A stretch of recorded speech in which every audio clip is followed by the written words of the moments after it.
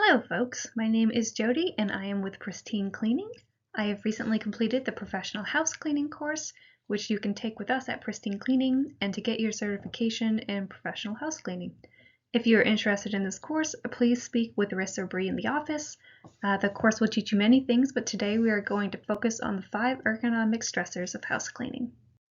And for those of you who have not taken the course, you will find 7 main learning objectives with multiple subcategories in each, and these consist of the role of professional house cleaner in the home environment, cleaning for health, chemistry and physics of cleaning, understanding contents, materials, and surfaces, procedures, methods, and productivity, tools and equipment of the industry, and safety in the house environment. And in that category is where we will find the 5 ergonomic stressors of house cleaning.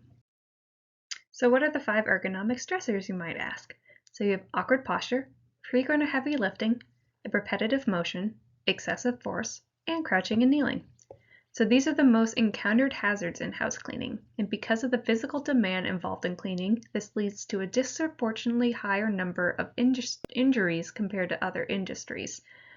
When you combine more than one ergonomic stressor together, it is unsafe and it leads to an injury faster. So one example would be overreaching. So this consists of a awkward posture, and if you're scrubbing and you're adding extra force, you're putting force on the wrist, and that's causing an injury in your wrist.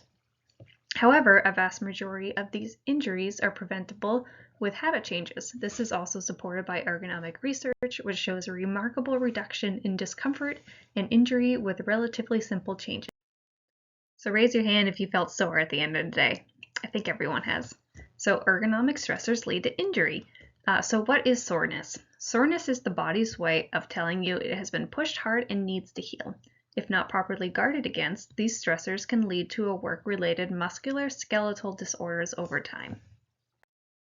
And before we go into the types of injuries, I would just like to note that I am not a medical professional, so please seek medical help if any of these injuries occur.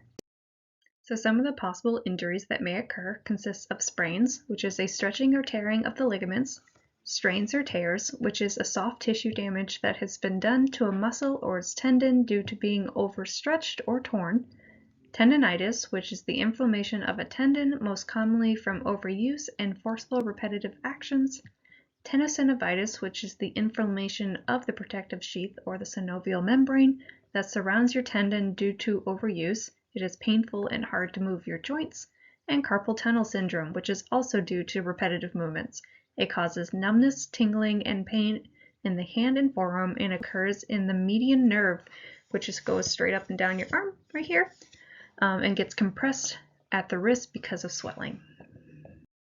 So because of the possible injuries that could occur, practicing safe habits is very critical.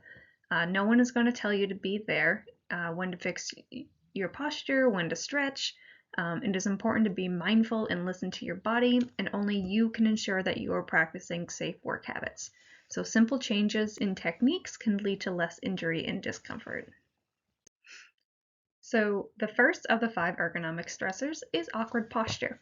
An awkward posture happens when your body is out of a neutral alignment, such as twisting, overreaching, or tilting your limbs in an unnatural angle. The more you hold an unnatural posture, the more your muscles and tendons are vulnerable to strain and injury.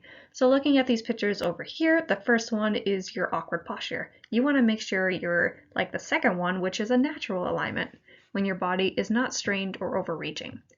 So you want to make sure you keep your wrists straight when cleaning. So earlier I showed you demonstrating putting pressure on your wrist. That's at a bent angle. You want to make sure it's straight when you're cleaning, and that will keep your wrist safe. You also want your head and torso in the same direction when you're cleaning, and you don't want to be tilting in weird angles. You also want your elbows close to your body, and you don't want to be overreaching them because that can cause more strain on your shoulders and in your body. And then you want to walk back and forth with the vacuum with your elbows close to your body. And you don't want to be bending at different angles because that can hurt your back as well. And when you're standing, you want to align your ears, your shoulders, your hips, and your knees together. You just want one straight body posture. And you need to be conscious of having a neutral body posture when you're cleaning, or else again, this can lead to injuries. All right, and our second ergonomic stressor is frequent or heavy lifting. So during house cleaning, we may not necessarily be lifting that many heavy objects, but we may be lifting smaller objects throughout the day, and frequent lifting is just as straining as heavy lifting. So you want to make sure that you practice proper technique. So this consists of staying in a neutral posture, lifting with your legs and not your back, avoid twisting or bending at the waist, hold items close to your body, and know your limits. Don't pick up anything that's super heavy for you. If it's going to feel like it's going to strain your body, then make sure you just don't pick it up. And additionally, I want to make sure that I add engaging your core and bringing your belly button closer to your spine, and this supports your lower back.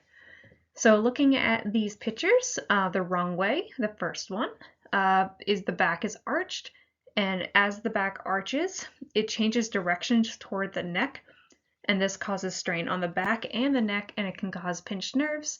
And the right way is you want to make sure you're in a neutral body alignment. Your head, shoulders, hips are straight and stay aligned while you're standing and keeping things close to your body. Again, you want to make sure your elbows are in.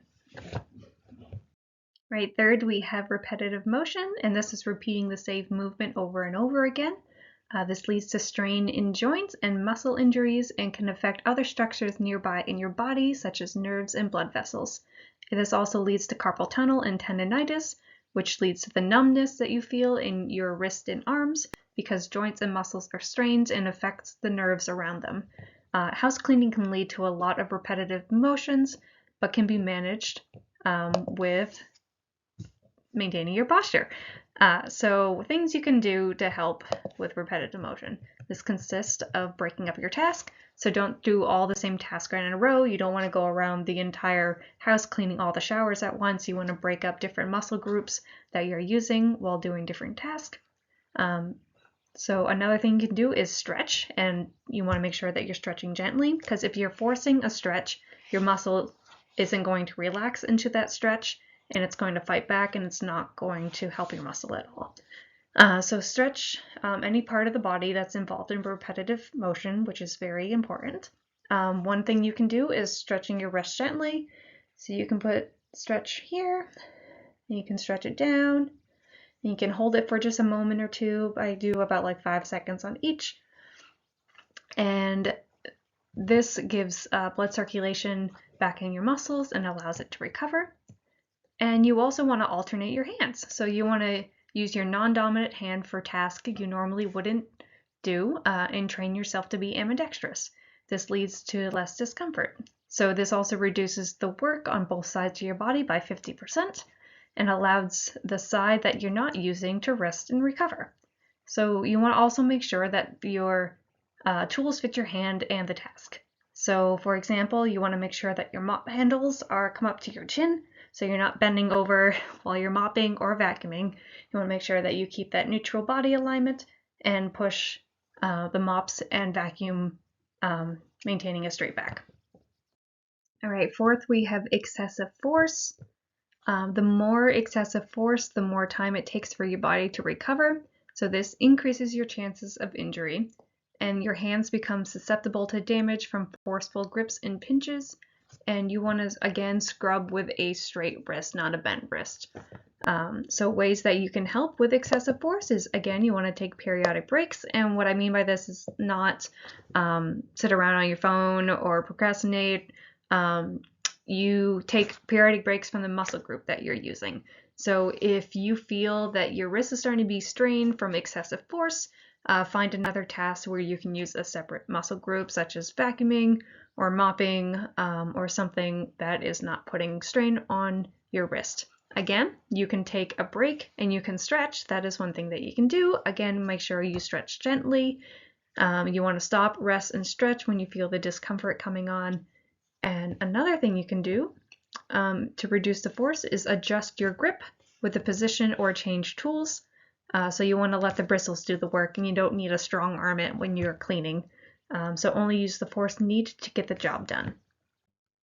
All right, last but not least, we have crouching and kneeling. So these tasks performed in these positions can lead to reduced blood flow and lower legs and the knee damage due to contact with hard surfaces or from repetitive moving from standing to crouching. This is hardening your muscles and joints in your body. So again, to help with this, you want to take periodic breaks. Give your body a second. You can walk around before and after. Walking encourages blood flow and helps realign to get back into a neutral posture. You could also use stools or other body support when possible. So this consists of knee pads or guarding pads can help from your knees on hard surfaces. You can also use the cloths we use and kind of put them under your knees to kind of absorb some of that impact. All right, what are ways you can help your body while you're cleaning? So another interesting fact that we learned in the professional house cleaning course was an acronym called CHAT. So this is how a cleaning chemical works and how it can be significantly changed by one or more combinations of factors known as the acronym CHAT. So by increasing one of these factors or piece of the pie, you can decrease one or more of the others. So CHAT stands for chemical strength, heat, agitation, and time. So chemical strength is a cleaning chemical, will not work well if the optimum dilution is not used. So you want to make sure that each of your cleaning chemicals have the optimum dilution and make sure to read the labels because all labels should be able to say what the optimum dilution is on each cleaning chemical. All right, heat. And although most detergents are designed to work in hot or cold water, the performance of a cleaning chemical can be enhanced by using warm or hot water. Agitation. It is required to increase contact time between cleaning agents and the soil and to remove the soil.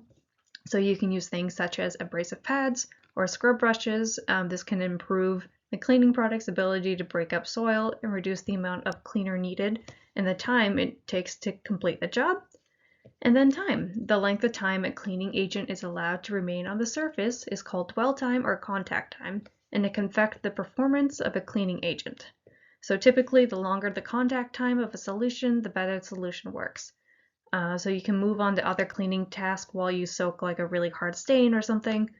Just spray it on, let it sit, and over time, it will help break up some of those soils while you work on other things, and then go back and do it.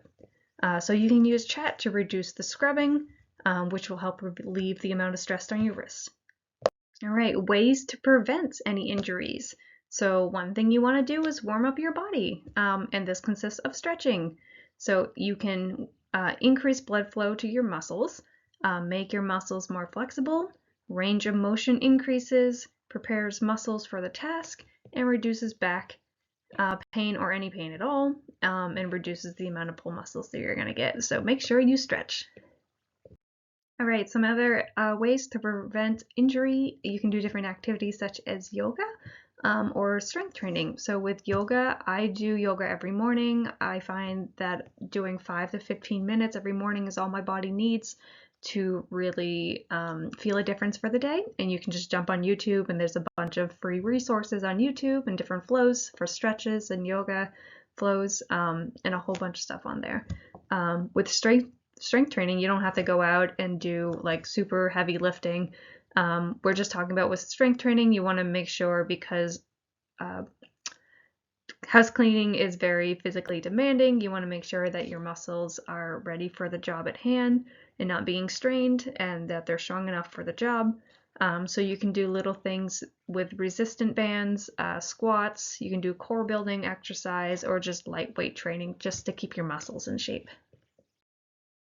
All right, so what are some things if you do have an injury? What are some things you can do? So some home remedies consist of RICE.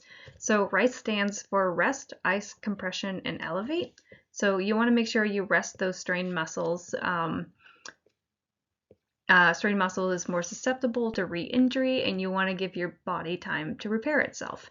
With ice, you can apply ice to any swollen areas for 10 to 15 minutes.